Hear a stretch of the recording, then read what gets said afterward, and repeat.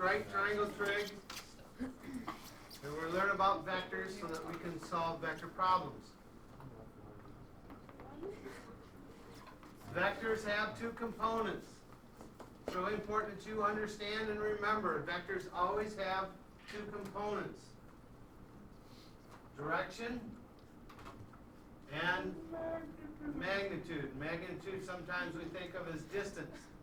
Direction and distance.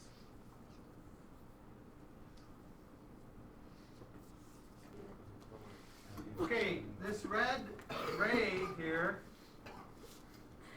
is a vector. Okay? It has an initial point and it has a terminal point.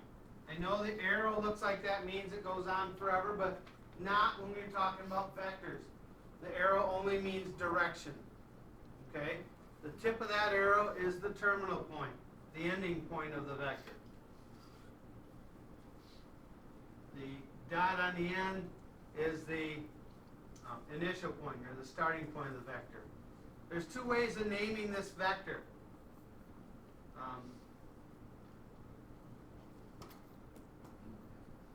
You use this symbol, like half an arrow, half a ray symbol. They use that symbol to indicate vector. And this vector has a name, vector v. Or we can use the initial point and the terminal point to call it vector AB. A would have to be, the first point would have to be the initial point, and the ending point would have to be the terminal point. Okay? Any questions on that? Anybody not done copying that down? You said it was like half array. Like what is array? Like Array symbol, I said. Array symbol looks like this. But when we're talking about a vector, we just take that bottom half of the arrow off. And that symbol then is strictly for vectors. Okay? Array, if this red line represented an array, the arrow wouldn't mean a terminal point. It would mean some other point on that ray that continued, that continues to go in this direction forever. Okay? A ray is half of a line, where a vector has a direction and a length. And that length represents the magnitude, and the direction represents where it's going, where you're moving to. Okay? And so in this case, it's not a ray, it's a vector. All right, good question. An example. Describe each vector as an ordered pair to the nearest 10. And so I've already drawn a couple green dotted lines in here to help us understand what's going on.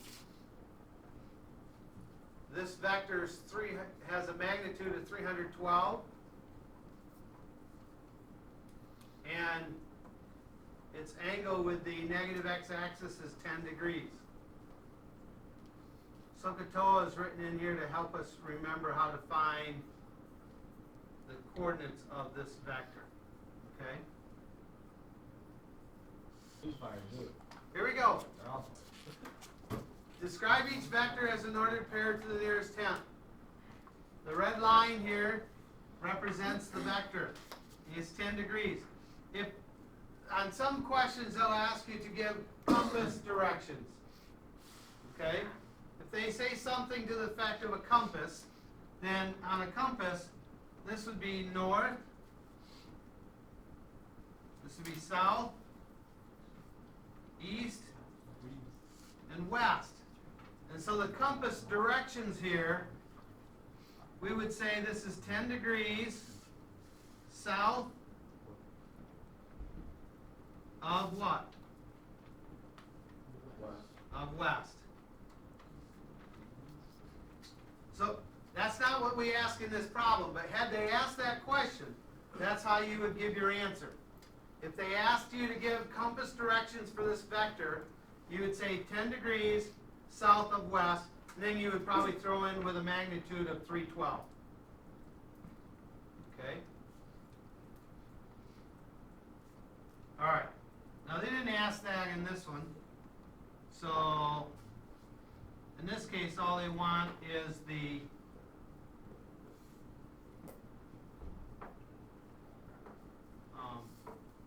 coordinates. Move that out of there so I don't erase everything else. Alright, so this line here represents the x-axis, and this line here represents the y-axis. Okay? And what kind of a triangle does this green and red lines make? A right triangle. And that's the right angle right there. Okay? Kind of like they say find x, and you just draw the arrow and say right there. There's the right angle right there. Okay. Now, in reference to this 10-degree angle, what side is that? Opposite. And which side is this? The hypotenuse. In SOHCAHTOA, which one's opposite and hypotenuse? Sine. So we say sine of 10 equals opposite over hypotenuse. Oops, there. Hypotenuse is 312 now.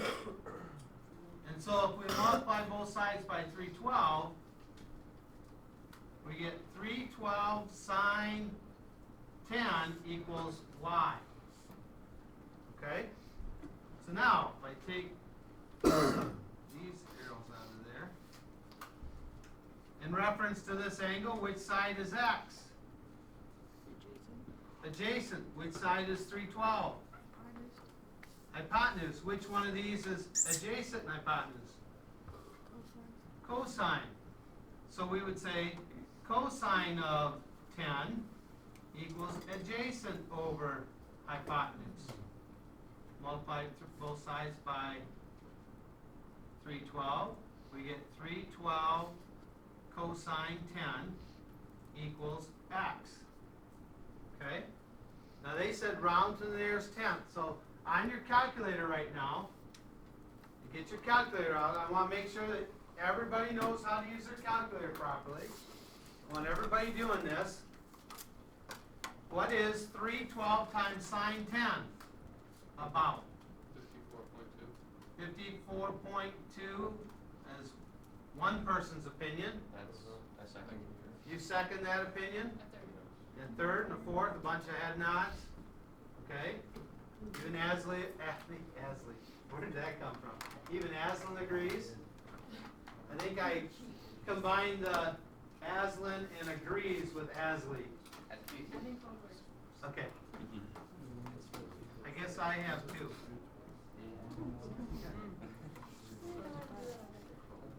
Okay, now, what is x going to be?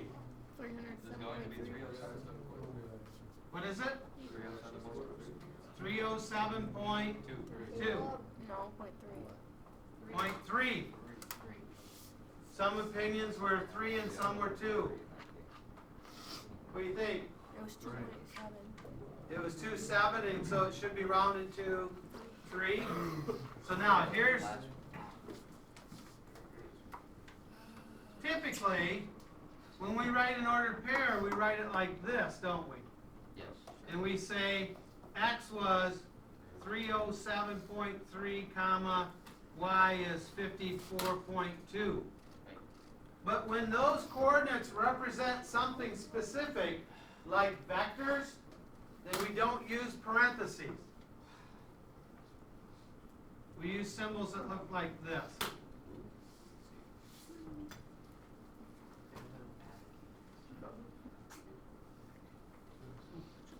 And so this is the proper way of writing it when it represents vectors. Okay? So when you're talking about vectors, we don't just use any ray symbol, we use a vector symbol. And when we're talking about coordinates of a vector, we use vector symbols here also. Okay? Any questions on that? All right. Using compass directions, what is this top? What's the directions to the top one? 5 degrees east of north. Okay? 5 degrees east of north. And someone from the back of the room? The other one? 15 degrees what? South of west. You have to say 15 degrees where of west? Yeah. So this one would be 15 degrees south of west. Now, if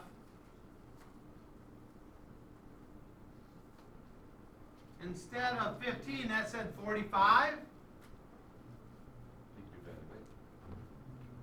we could. Also though, southwest means 45. Okay? 45 degrees southwest, that means it's southwest. It's right in the middle between west and south. Okay? You could say it like we've done all the others, 45 degrees south of west, or you could say 45 degrees west of south. Okay? But if you say southwest, you don't mean somewhere in a general area. You mean 45 degrees. If I say northeast, then I mean 45 degrees. right here where this is 45 degrees. That's southeast. I'm sorry, northeast. Okay? Northwest, 45 degrees, right through there. Southeast, 45 degrees, right through there. Okay? Not somewhere close, but right on. Okay? Any questions on that? Moving on. We have two vectors here. We want to find the sum of the two vectors. That's what we call the resultant. So if they say find the resultant, they mean find the sum of the two vectors.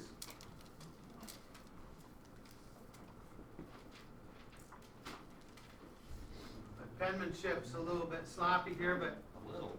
this is vector R, and this is vector S. Okay? Now, this vector could have started here.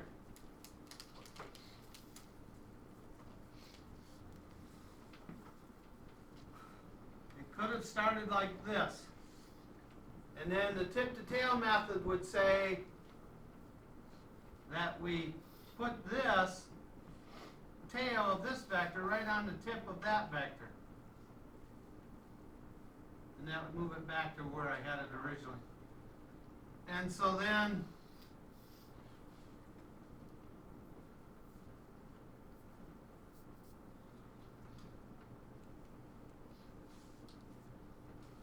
this green vector would represent the resultant. What we get when we add these two vectors together. Okay? Now if they give us the coordinates and we want to find the resultant, all we really have to do is what it says. What did I say the resultant means? The sum of the two vectors. So -2 plus 6 and 5 plus 2. What's -2 plus 6? 4. And what's 5 plus 2? 7. Now my picture's not drawn very well, but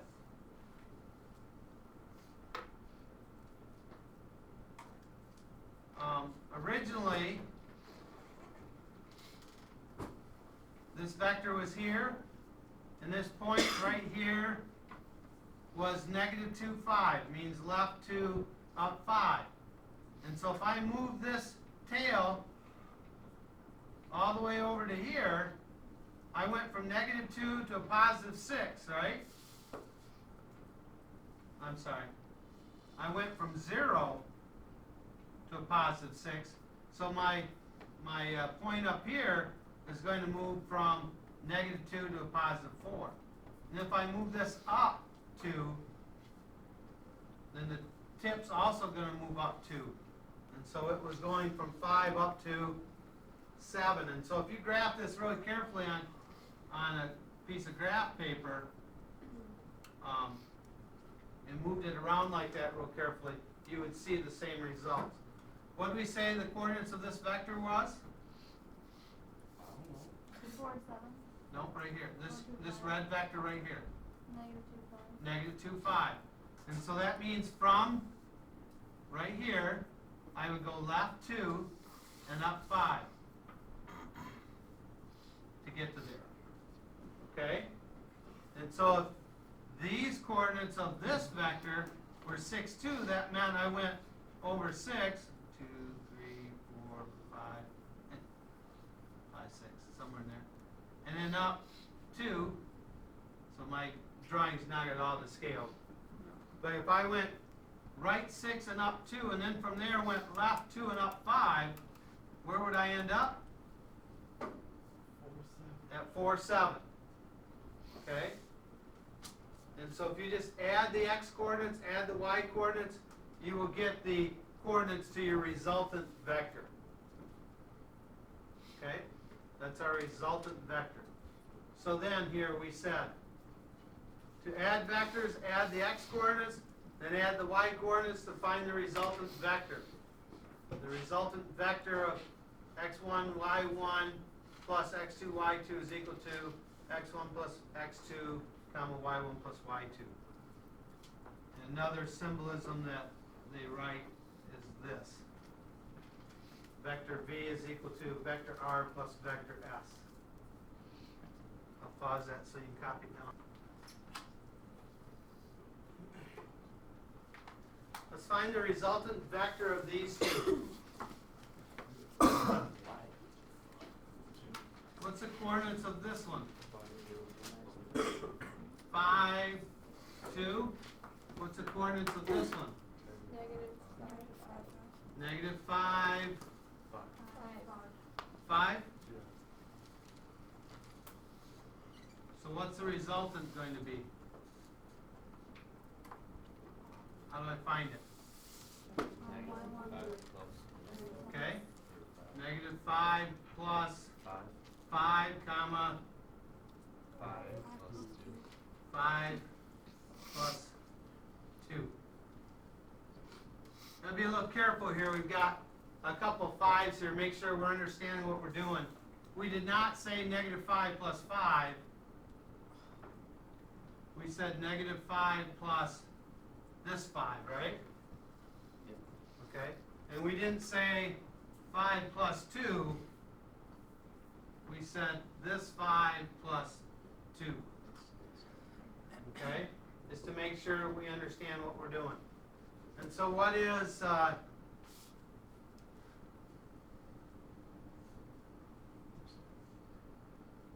what is 5 plus negative 5? And what's 5 plus 2? Okay? So what we're saying is if I took this vector and moved it over here in the tip-to-tail method, I'd end up right there at 0, 7, wouldn't it? Okay? Another method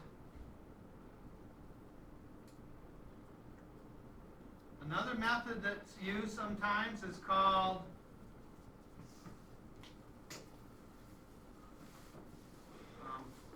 parallelogram.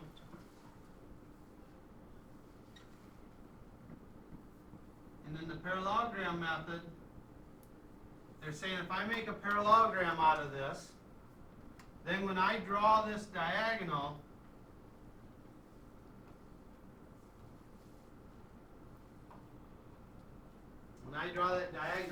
I get the resultant vector.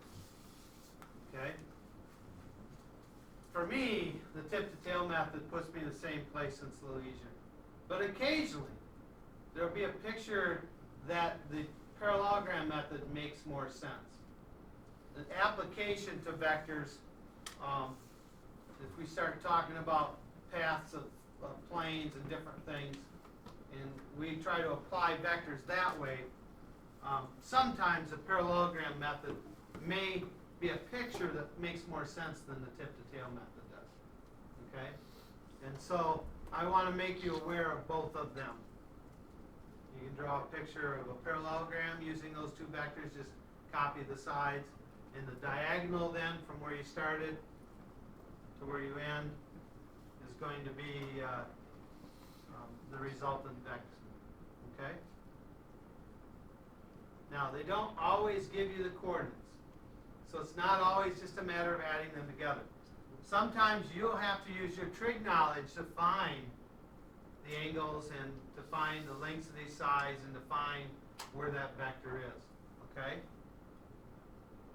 In trig class, or in Algebra 2 next year, we'll do trig again, and we'll do a lot more application, which you'll have to actually use trig to find the resultant vector, not just simply adding the x coordinates and the y coordinates, because we won't necessarily know what they are. Okay? So just be aware of that. Okay? It's over. Let me pause for a second. And